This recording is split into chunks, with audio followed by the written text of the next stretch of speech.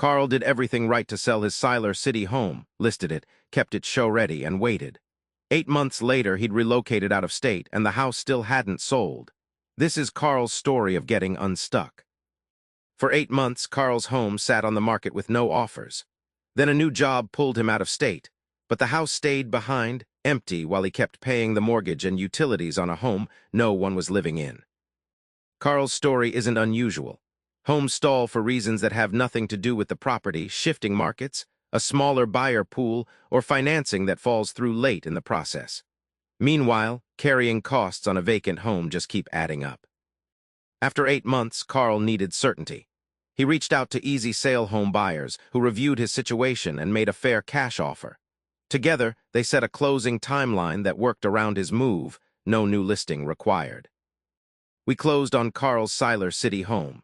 The mortgage payment stopped, the stress lifted, and Carl walked away with cash in hand, for the first time in nearly a year, one less thing weighing on him.